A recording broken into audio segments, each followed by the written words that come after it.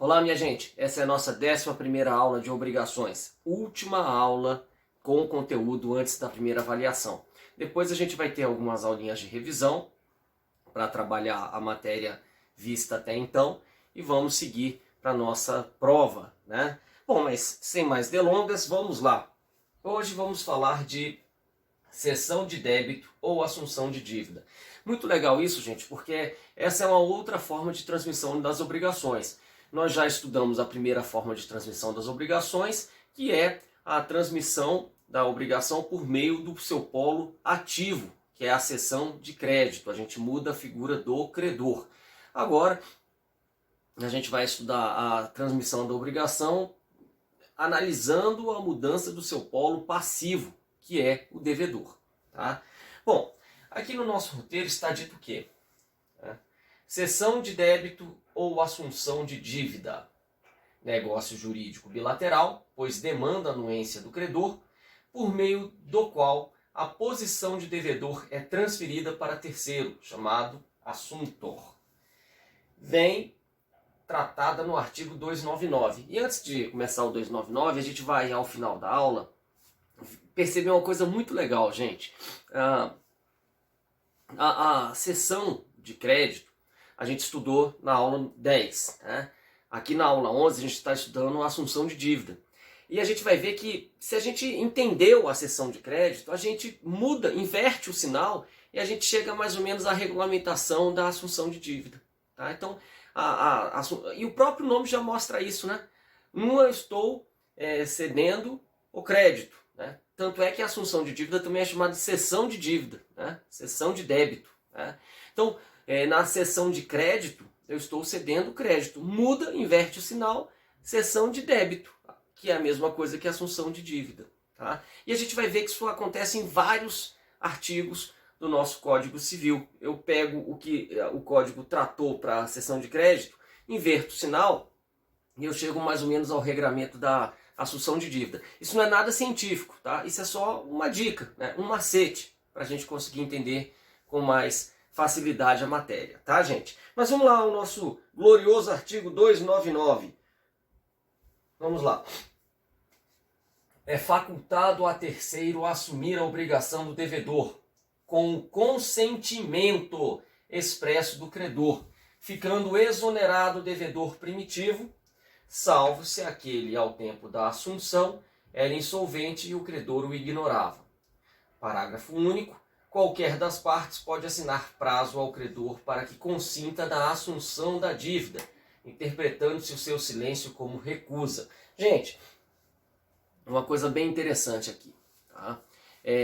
Se vocês bem lembram, na seção de crédito, né, a outra parte, né, porque na seção de crédito eu mudava o polo ativo, a outra parte era o polo passivo, ela estava aqui bem quietinha. Na seção de crédito, aqui o polo passivo tinha que concordar com a seção de crédito e eu enfatizei dizendo que não. Na assunção de dívida tem. E por que tem? Porque agora a assunção de dívida é assim. Eu estou cedendo a posição de devedor. Eu estou mudando o devedor. O credor, ele para e pensa assim, pô, peraí, não pode ser bagunçado mudar o devedor. Eu tinha uma relação, eu confiava que este devedor iria me pagar. Eu não tenho a mesma confiança de um terceiro, e se ele chamar um terceiro quebrado para assumir essa dívida? Como é que eu fico nessa história? O credor pensa. Então a lei, sensível a isso, o que é que ela fez? Ela diz, olha, você pode substituir o devedor? Pode. Mas para você substituir o devedor, você tem que contar com a anuência normalmente expressa de quem? Anuência expressa do credor. Beleza? Então, a assunção de dívida demanda, exige a anuência expressa da outra parte. Tá? A outra parte aqui, a parte que não está sendo mudada. Né? Na assunção de dívida, nós mudamos a figura do devedor. Então, a outra parte aqui é o credor. O credor precisa concordar com essa mudança. Tá? Isso é uma regra geral. Tá? Vamos lá. Características e pressupostos. Tá? Gente, aí você vai falar assim, mas Rogério, coisa estranha, né? Assunção de dívida, quem é que faria isso? Realmente, gente, não é algo muito comum. Não é muito comum. É mais um negócio de pai para filho mesmo, né? Chega lá, meu filho está devendo uma grana, fico com pena do meu filho, chego lá pro credor e falo assim, olha, meu filho é um quebrado. Vamos fazer o seguinte, libera ele, tá? Para ele não ficar mais com esse peso nas costas de ter que pagar essa dívida, e me coloca como devedor. Eu chego pro credor e falo isso. O credor fala assim, você é mais solvente que seu filho? Eu falo, sou mais solvente que meu filho, trago minha declaração de renda, mostro isso, mostro que eu tenho muitos bens e que eu tenho dinheiro para pagar facilmente essa dívida no vencimento. O que é isso? Aí ele fala, não, gostei, eu topo essa mudança. Isso é uma assunção de dívida, tá bom? Características e pressupostos. A concordância do credor, que, regra geral, será expressa, né? Eu não posso ter dúvidas, eu tenho que ter certeza que o credor concordou, topou essa mudança de polo passivo. Então, normalmente ela tem que ser o quê? Expressa. E volto a dizer, isso não é uma quimera, isso é uma decorrência do artigo que nós lemos. E eu vou ler de novo, artigo 299.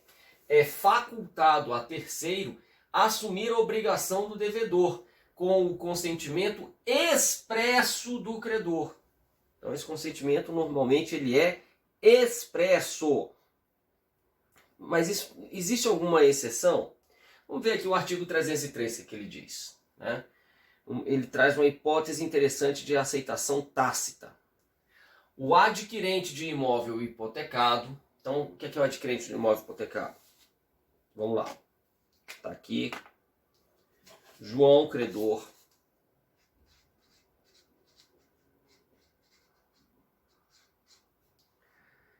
Pedro, devedor. Tá? E vem aqui José. Ah, e é devedor, mas ele deu em hipoteca. Ele deu a garantia. Hipoteca de uma sala. Tá. Vamos ver essas três figuras aqui. João, credor.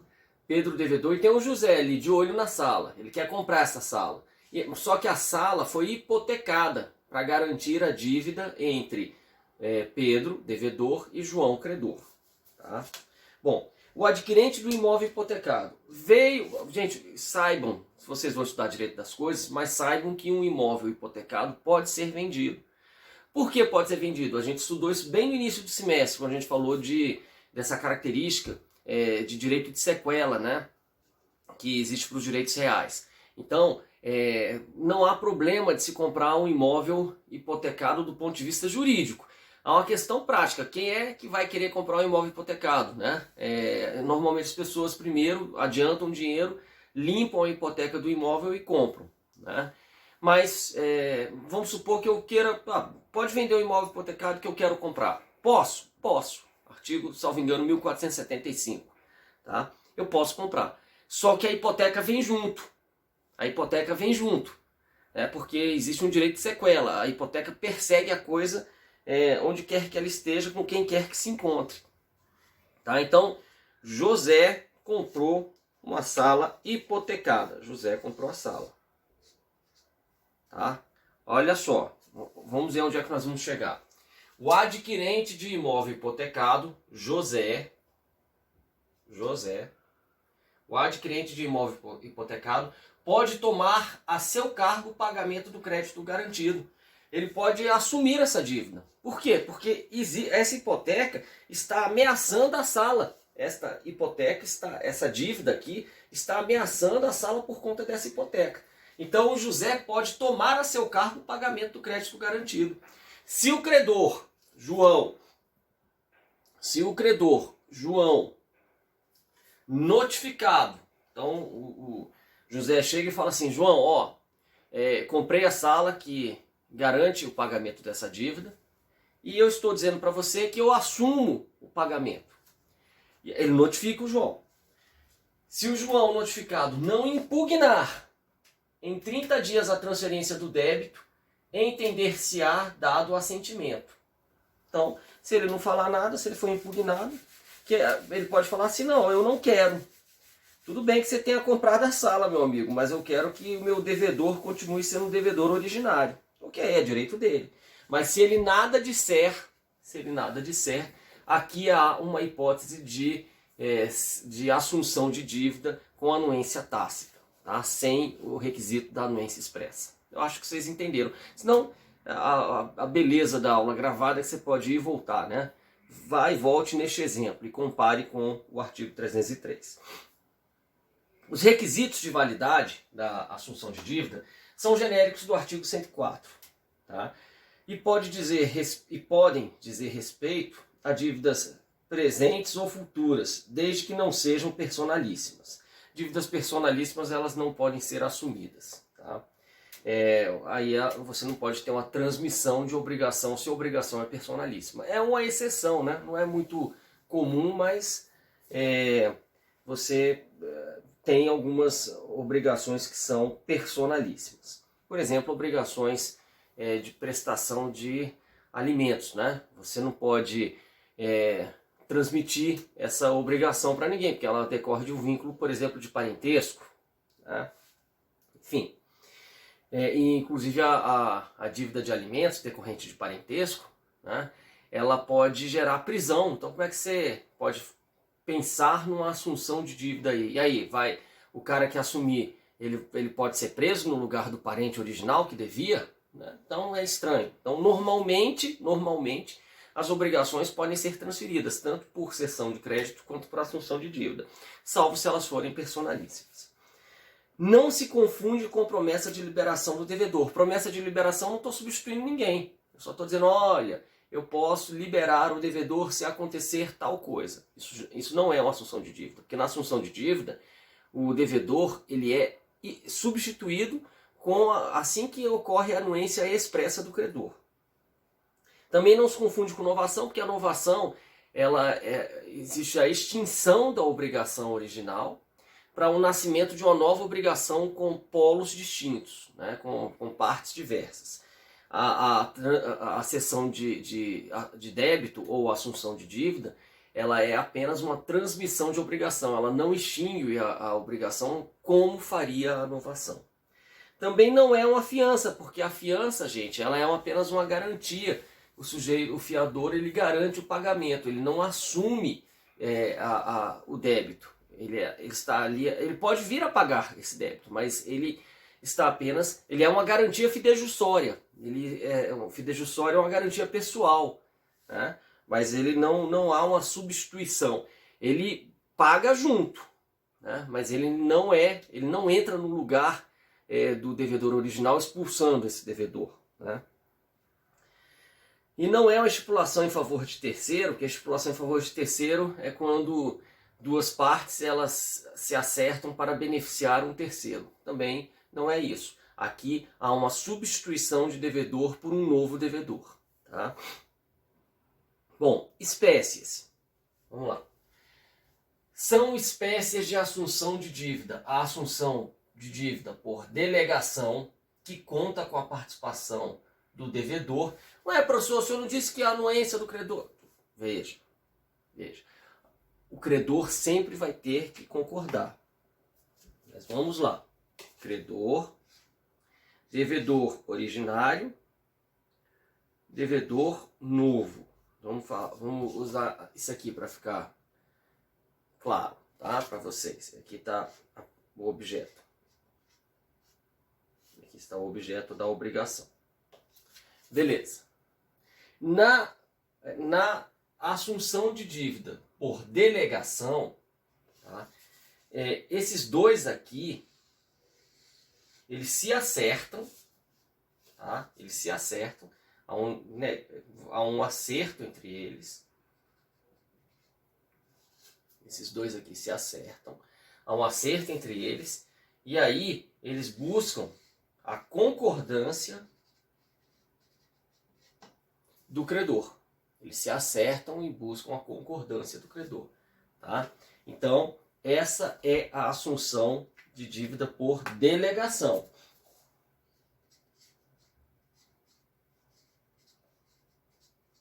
E a outra é por expromissão. Deixa eu desenhar aqui a expromissão. Então, ó, gravem aqui, ó.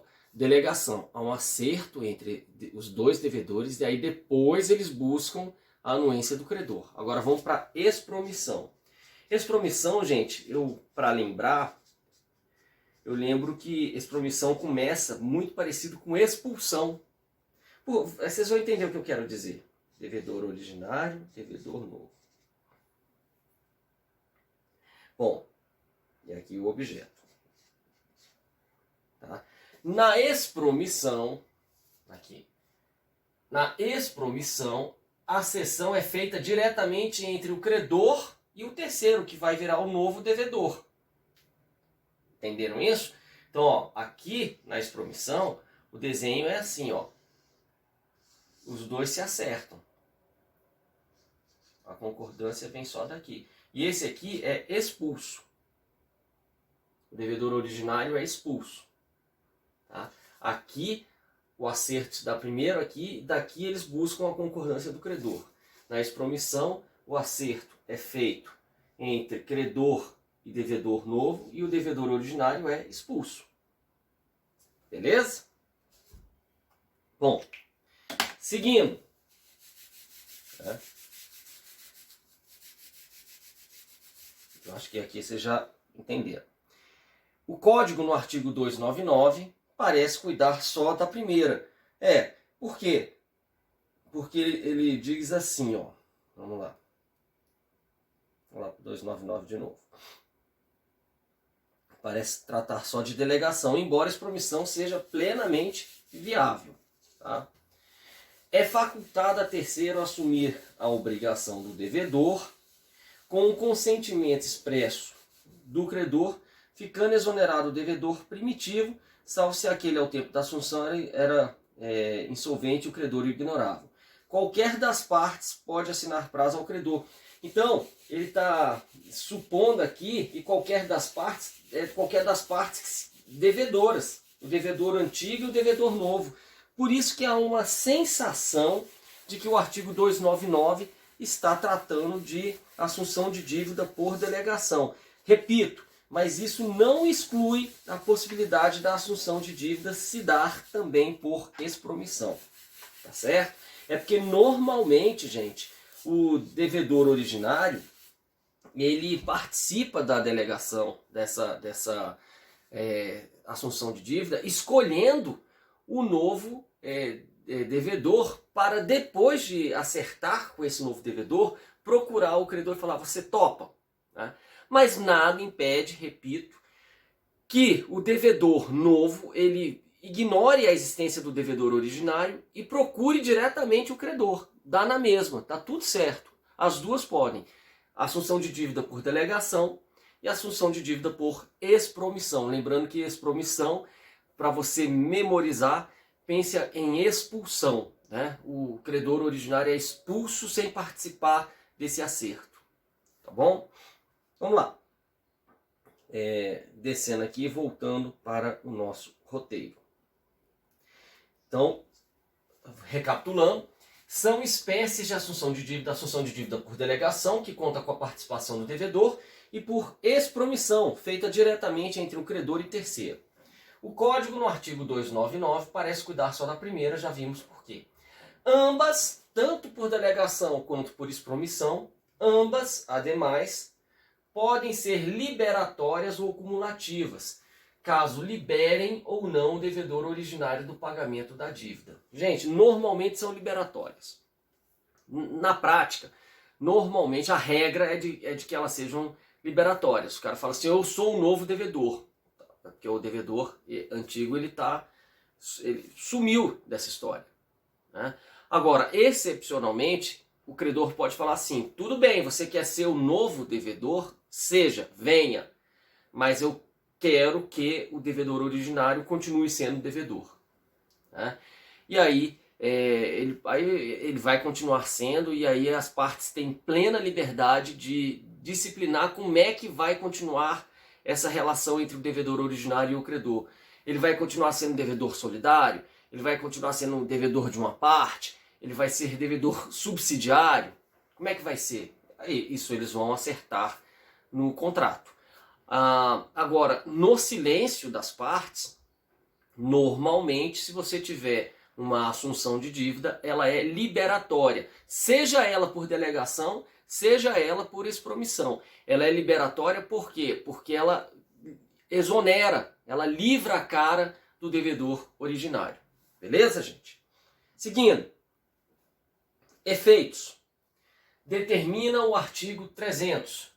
Salvo assentimento expresso do devedor primitivo, consideram-se extintas a partir da assunção da dívida as garantias especiais por ele originariamente dadas ao credor.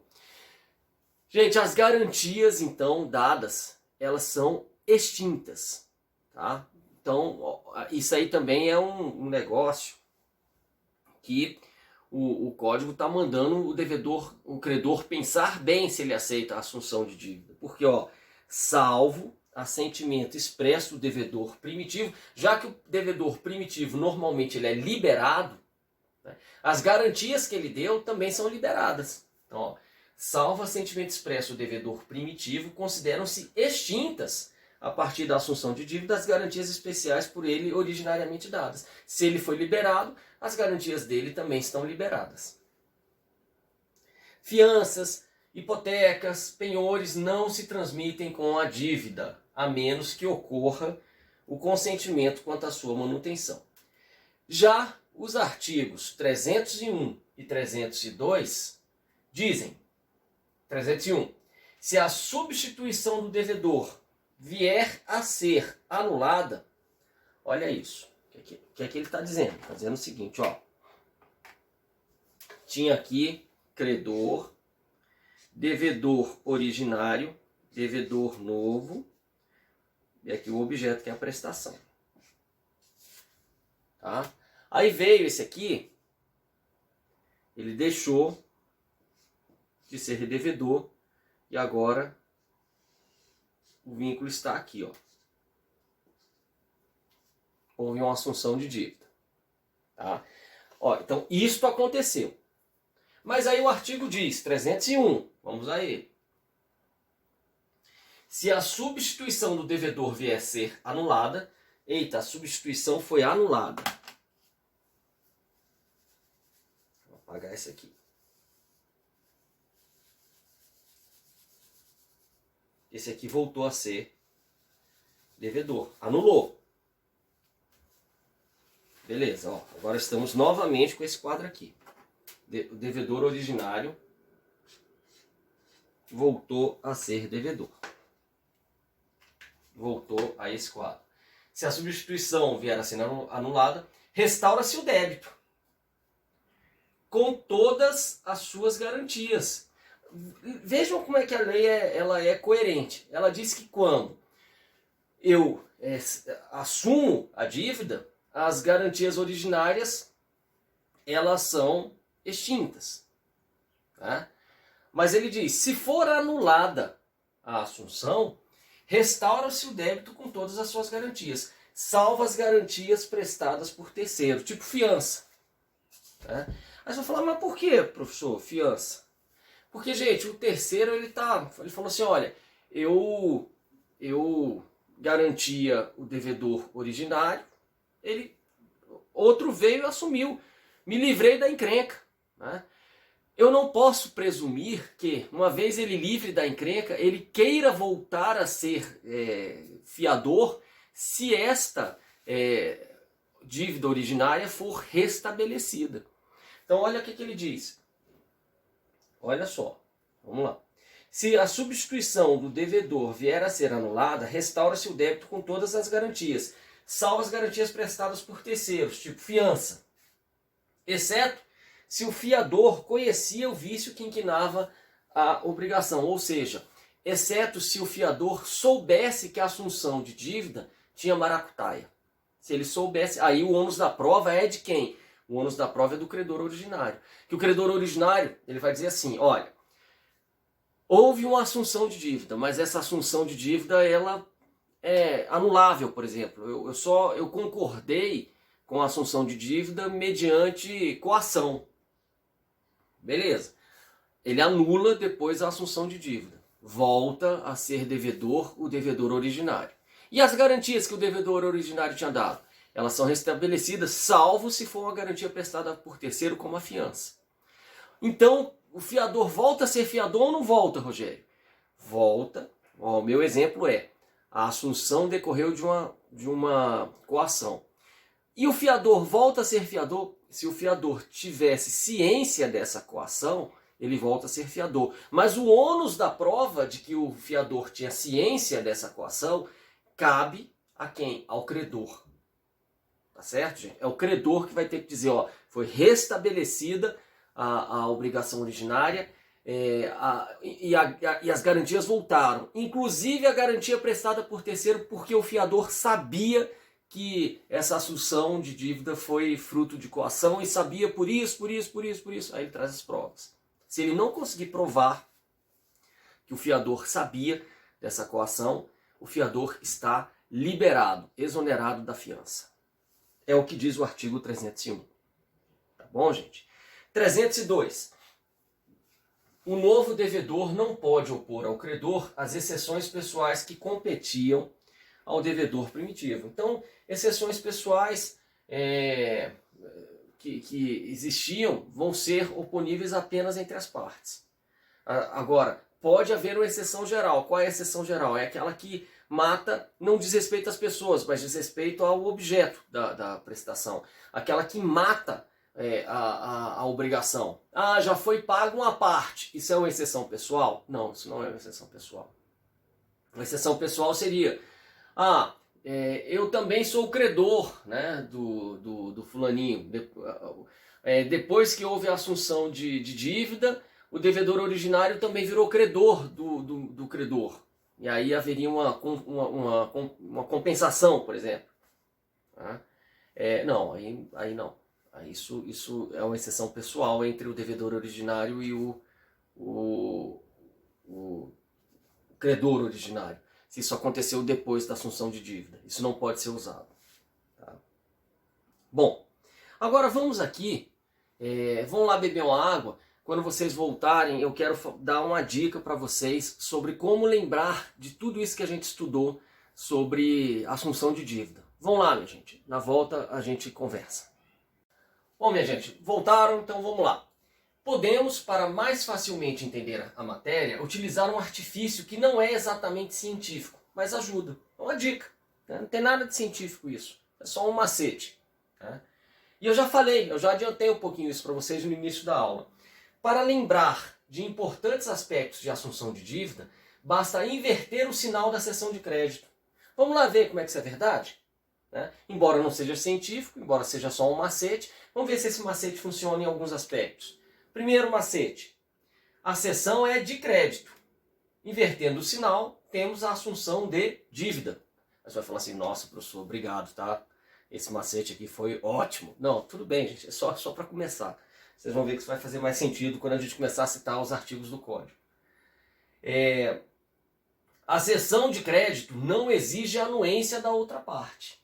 Já a assunção de dívida, vocês lembram que a cessão de crédito ela pede apenas para que a outra parte, que é o devedor, seja apenas notificado para ele saber a quem pagar.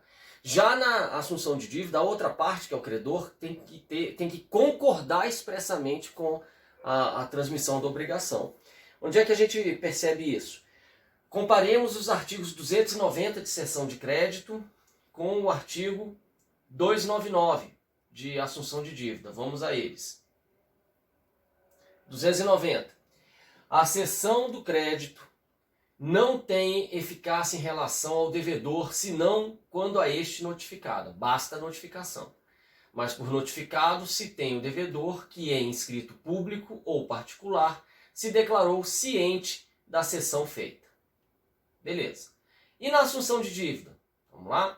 É facultado a terceiro assumir a obrigação do devedor com o consentimento expresso do credor, ficando exonerado o devedor primitivo, salvo se aquele ao tempo da assunção era insolvente e o credor o ignorava. Parágrafo único. Qualquer das partes pode assinar prazo ao credor para que consinta na assunção de dívida, interpretando-se o seu silêncio como recusa. Beleza? Beleza. Então vejam que na cessão de crédito não é necessária a anuência da outra parte. Na assunção de dívida, inverte o sinal, é necessária a anuência da outra parte. Tá? 3. Vamos lá. Na cessão de crédito, as garantias costumam acompanhar o crédito cedido. Na assunção de dívida, as garantias costumam ser extintas. Tá? Onde é que está isso? Está artigo 287 na cessão e artigo 300 na assunção. Vamos lá. Artigo 287. Salvo disposição em contrário, na cessão de um crédito, abrange-se todos os seus acessórios. Faz sentido, gente. Eu estou cedendo o crédito. Eu estou cedendo o crédito. Eu quero que esse crédito ele vá com bastante garantia, vá firme. Lembram-se do exemplo da construtora? Vamos lá, o exemplo da construtora. Está aqui a construtora, cessão de crédito. Está aqui a construtora, ela é credora. E aqui está o comprador, que é devedor. E a garantia é o apartamento.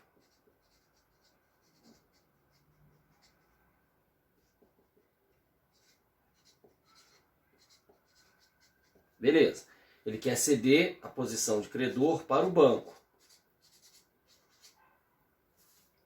Lembra que ele quer se capitalizar, ele quer ceder para o banco. Então, lembra-se do exemplo? Aí, minha gente, olha só que interessante. Quando o banco vai falar, tudo bem, eu te libero uma grana e aceito que você me ceda esse crédito. O crédito aqui que você tem a receber de todos os adquirentes é 30 milhões, eu te libero aqui 24 milhões, né? E vou recebendo as prestações dos devedores desses apartamentos. Mas que garantia banco tenho de que eles vão pagar? Aí a construtora fala, fica tranquilo, eles deram os próprios apartamentos que eles adquiriram em garantia. Então esses apartamentos são a garantia de que esse dinheiro vai entrar. Aí, veja, faz sentido o 287. Salvo disposição em contrário, na cessão de um crédito abrange-se todos os seus acessórios. O que são, basicamente aqui, a gente está tratando das garantias, né, dadas para esse crédito. Inverte o sinal. Como é que... Invertendo o sinal, a gente tem o quê? Que na assunção de dívida, vamos lá, inverter o sinal. Salvo assentimento expresso do devedor primitivo, consideram-se extintas a partir da assunção de dívida as garantias especiais por ele originariamente dadas ao credor.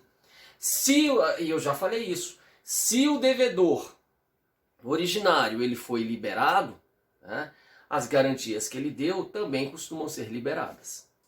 Né? Na cessão, as exceções pessoais entre os polos originais poderiam ser opostas a quem ingressasse na relação obrigacional. Na assunção, não. Vamos lá. Na cessão, artigo 294, o devedor pode opor ao cessionário as exceções que lhe competirem, bem como as que, no momento em que veio a ter conhecimento da cessão, tinha contra o cedente. Artigo 302, o novo devedor não pode opor ao credor as exceções pessoais que competiam ao devedor primitivo. Ok, minha gente? A aulinha mais curta hoje, só para acabar a matéria da prova. Então é isso. Obrigado pela atenção. Depois eu vou ver se eu trabalho, ainda numa aula também bem curtinha, gravada, alguma prova que eu já apliquei antes para vocês entenderem como é que eu exploro a matéria dada aí. Tá bom, gente? Grande abraço!